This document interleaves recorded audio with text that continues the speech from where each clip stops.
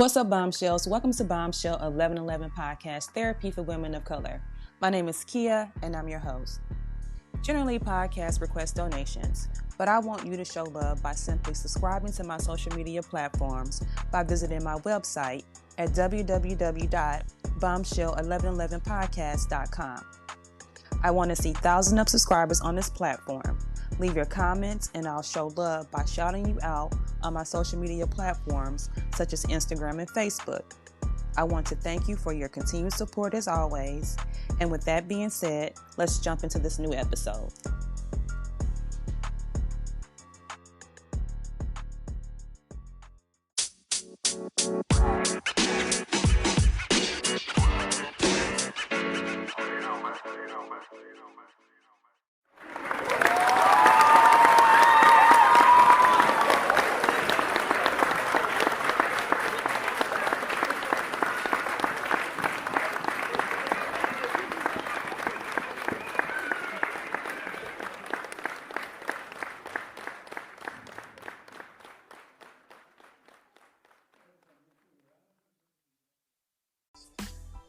Hello, this is Michael Glowacki, and I'm here to drop some bombs with Bombshell 1111 on how to unlock your business success with Hypnosis and NLP.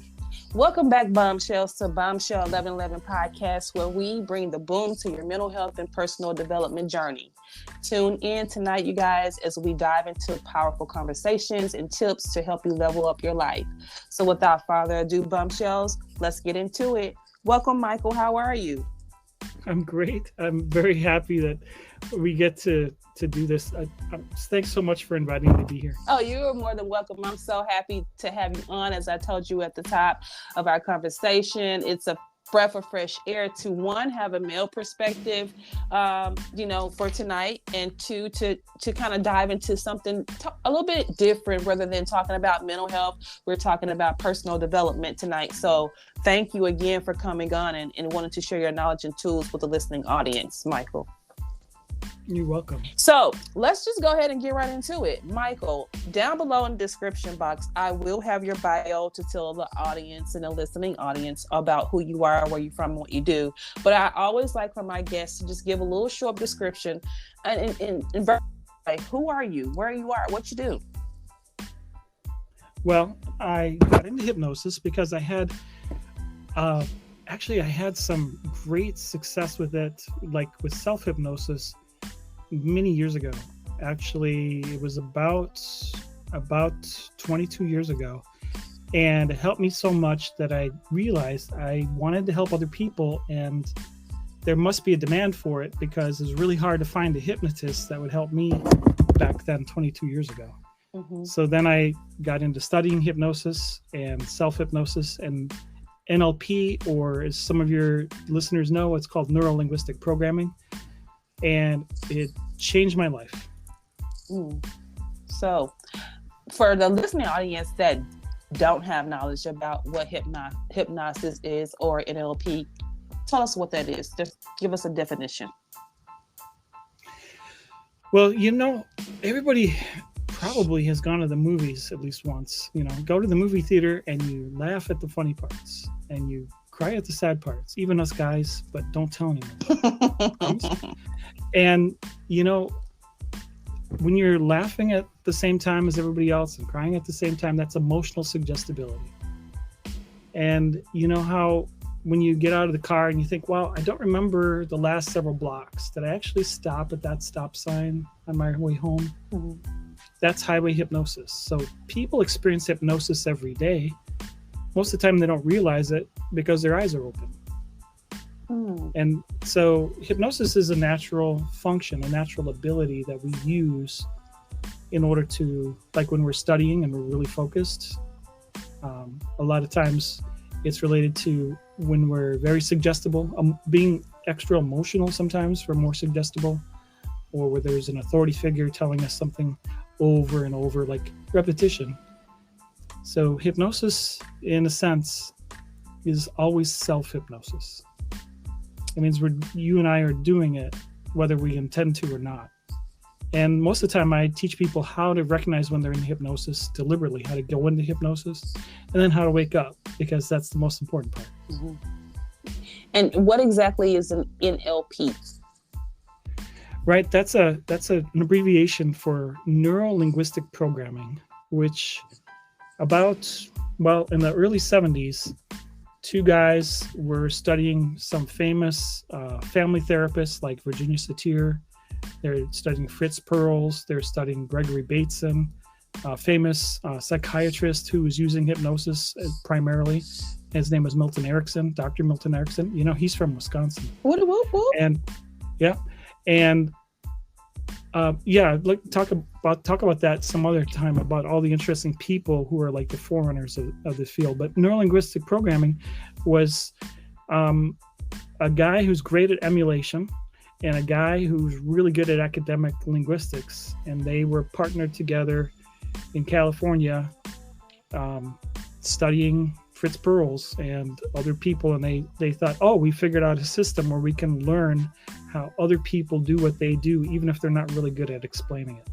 So they went around and studied Virginia Satir, and they were studying Fritz Perls, they were studying Milton Erickson, and lots of other people. Just this is the early 70s, so they did like large group trainings because it was a freewheeling time, and people just ran with it and had a great time with it, learning and growing and playing around. So it just started by playing or goofing around, I think. So what initially drew you to these fields? Well, I mentioned before what was going on with me in the early, late 90s and early 2000s was I was having chronic migraines every day. They were so debilitating that I wasn't able to work. And I had heard that hypnosis could be effective in managing pain. Of course, I asked my doctor. He said, "Yeah, there's no problem with that because what could it hurt?" And he was supervising the medication part, but even with the medication, I wasn't functioning very well. So, as I mentioned, I tried to find a hypnotist who would work with me. Their rates were very high. Even 22 years ago, someone quoted me a rate of like $250 an hour. And I thought, wow, I can't afford that. But I found a solution that was affordable, and since it worked so well for pain management for me, I was like, I need to study this field and help other people, because it changed my life from not being able to work to being able to hold down a full-time job or start my own business, which I did. Well, now it's 18 years ago. Whoa. Yeah. It was a real transformation. Wow. That's great. Yeah. Congratulations on that too. Yeah. So Michael, how do you integrate hypnosis and NLP into your training programs, and how can you provide an example of a technique that you teach? Sure.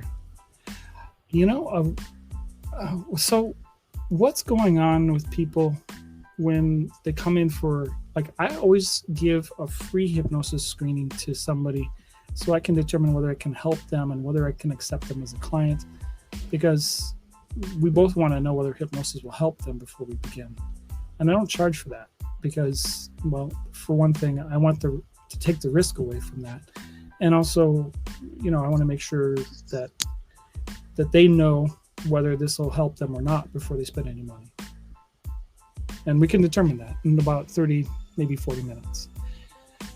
And so even in the screening, sometimes if somebody's a good candidate and they want to go forward, I might show them a technique that they can do within about 5 minutes that could eliminate a frustrating internal debate, or help them realize that the behaviors that they want to change, like overeating or smoking, that they have there might be a way that they can actually believe that it can change it.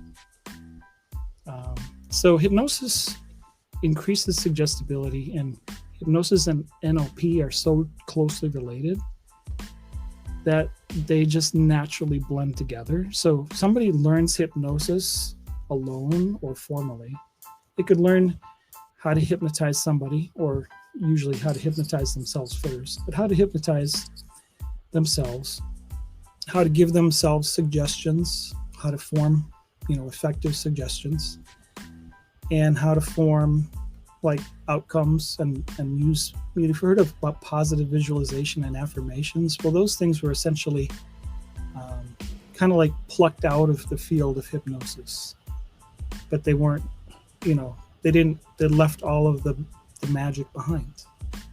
Does that make any sense? Yeah, got it. So what unique challenges do business owners, in your opinion, in your expertise, face that hypnosis and NLP can help address? Well, NLP and hypnosis work really well for business owners, because here's the interesting thing. A business owner has to actually master their behavior, because say, like, let's contrast two different business owners. So there's a business owner who's successful, gets up early, goes to work full of excitement, has a couple employees or however many employees, has focused on what they need to get done that day, focused on their outcomes, has the big picture in mind as well as the details that they need to get done. And then there's other business owners that are like, oh yeah, they're business owner. There's no boss today. They get up at 9:00. They have coffee and breakfast. They roll into work about 10:30, and then they take, it's time for lunch. They take like an hour and a half, 2-hour lunch. Just no pressure. And then they, are working and, head home like 5 or 6 o'clock, but they didn't accomplish what was on their to-do list. They didn't get new clients that day, or they didn't, they got distracted by something. So NLP and hypnosis will help business owners understand their behaviors and why they do what they do. It'll help them communicate with their employees, or, especially the customers, in ways that are like a useful for the customer and useful for the business owner. Help them both have a win when they interact. And also, it actually, one of the things we teach people in our trainings is how to notice and detect and understand hidden agendas that other people bring to the table. So, Michael, can you discuss a specific case or an example where your mentorship helped professionals significantly improve their business operation or marketing with using hypnosis or NLP? Yeah, I can talk about some client expertise, like the client, what they got from this. Like, I was talking to someone, working with somebody recently about he's a new public speaker.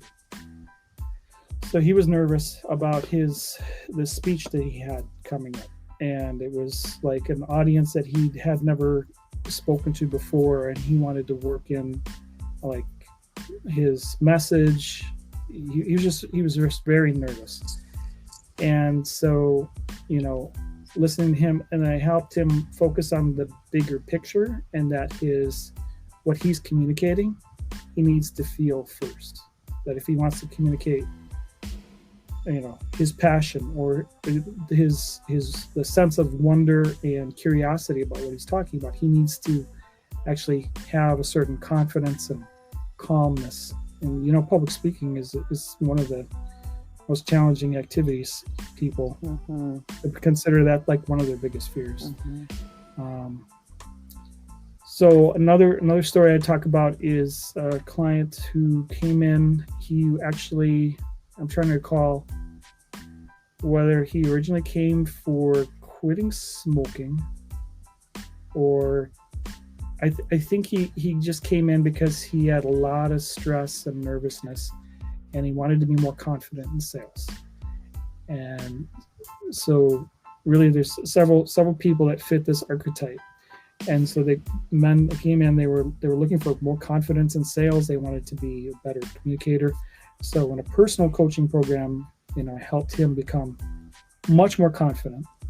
And I can use this. Let's just call him Justin. He became a lot more confident, and he was already enthusiastic, but he wasn't necessarily communicating to people in ways that they were responding or buying from him. Mm-hmm.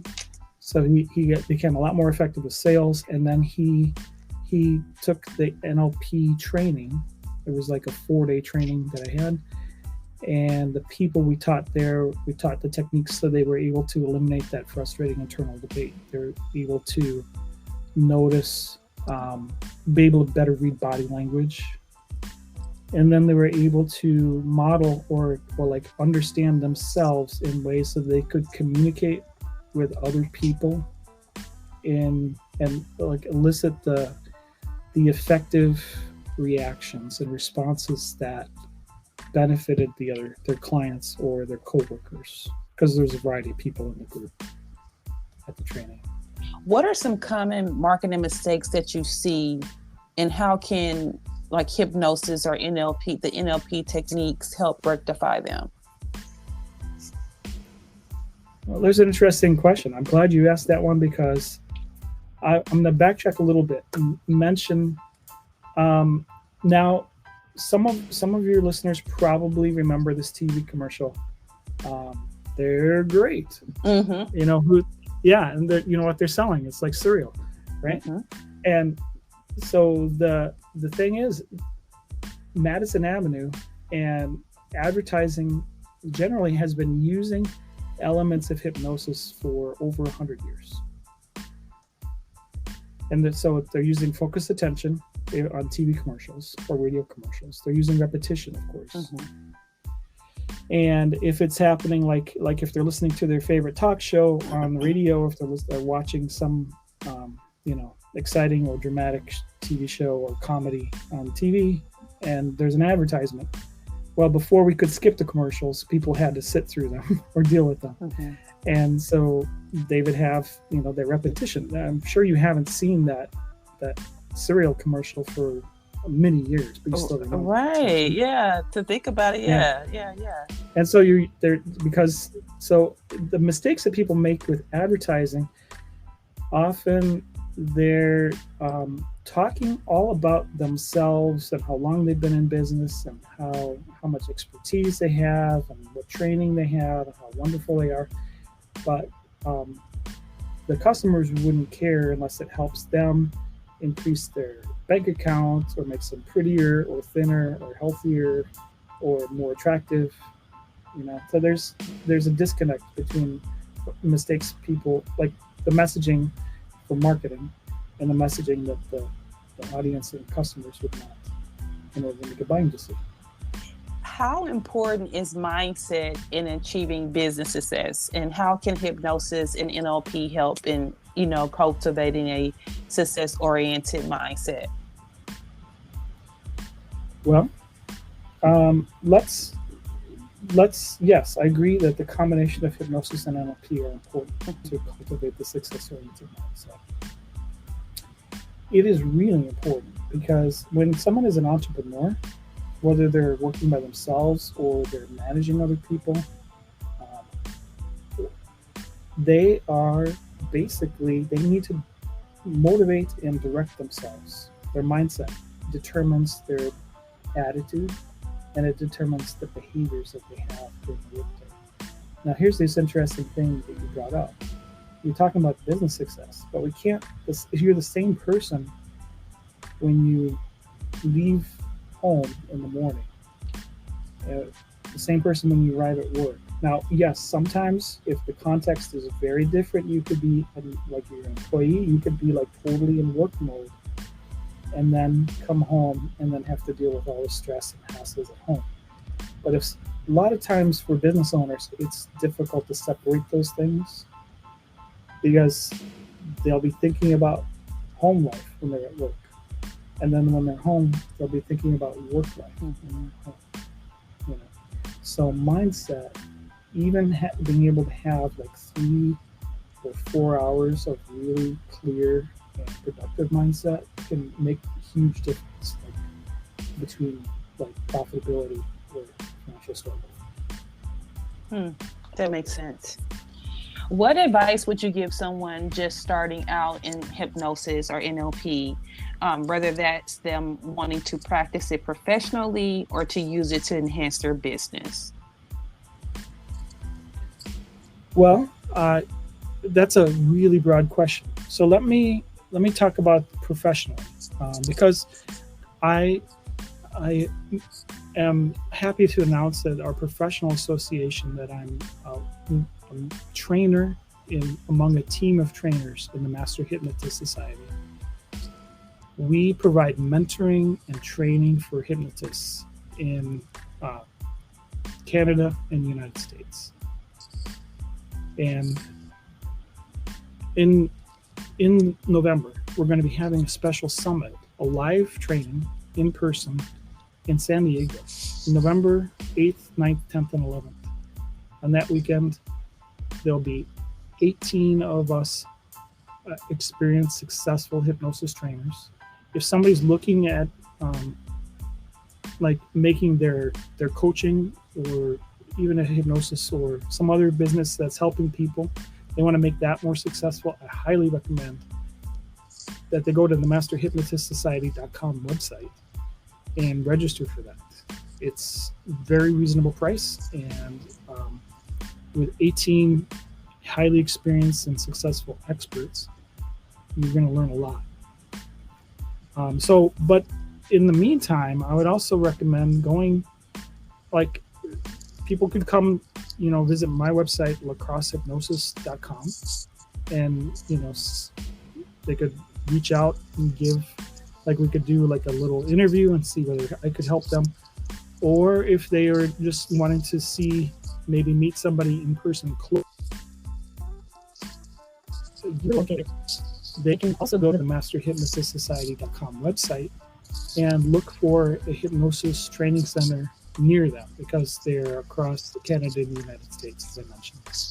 So, Michael, is there anything you think that I missed that you'd like to share with the listening audience before we head out for tonight?